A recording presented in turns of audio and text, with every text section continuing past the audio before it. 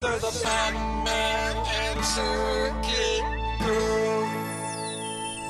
Hello, greetings hackers. It's me, your long-lost Coronadoite, George Sanger, now known as the Fat Man, living in Austin, Texas, eager to move back to San Diego.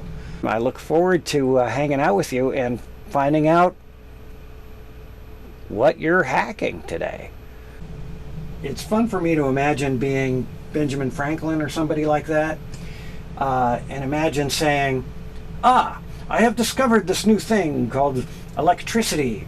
In fact, I will call it electricity, and it will, and I notice that it has these properties and these properties, which I will name after my illegitimate children. And I think that we've all had these fantasies of imagining inventing things that are brand new.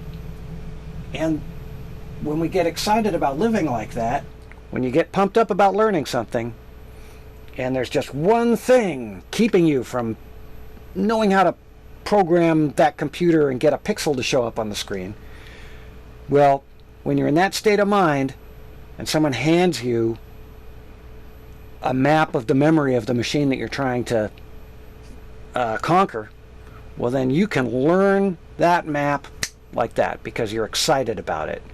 And it feels great to learn it. That's how deep learning happens. We get into a state of mind where we're very, very receptive to learning. And compared to traditional learning, that kind of learning, deep learning, just leaves the other thing sucking its thumb at the starting gate.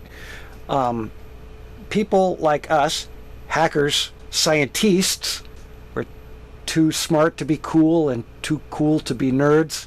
I think that we've all had these fantasies of imagining inventing things that are brand new. And when we get excited about living like that, it brings out a real power in us. I think that what happens a lot these days is that we're intimidated.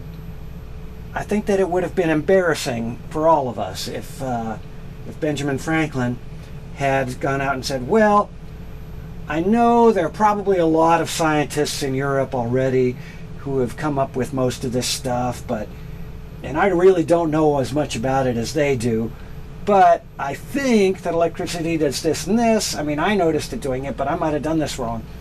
Okay? We have that situation come up all the time because of the internet. Every time we come up with some great idea about static electricity or perpetual motion or energy from the void or mathematics, somebody sends us a URL that just about covers what we were just getting excited about. And by doing so, it takes the wind out of our sails. And I say, screw that. Let's put the wind back in our sails. That's how deep learning happens. And it happens when you dive into something unafraid of mistakes. And part of what's required for that is a safe environment, like you would set up for a prayer group or for a jam session. You want a place where no one's going to say, boo, get that guy off the stage. Or you want a place where no one's going to say, you can't really walk into the field of holograms and expect to contribute anything to it. No, you can't have that kind of environment. You need a place where people can develop their ideas, encourage each other, and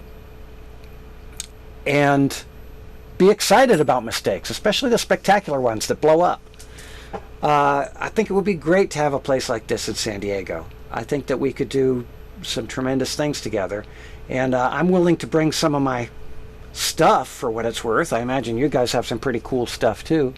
But if this can get a little bit off the ground, maybe I can boost it by bringing what I have to the table. My girlfriend Molly got to say to Ralph Baer, the inventor of the video game, that she learned a lot from him. And his response to her was, the only way I ever learned anything in my life was making mistakes. Let's get together and play. Let's make some mistakes, shall we?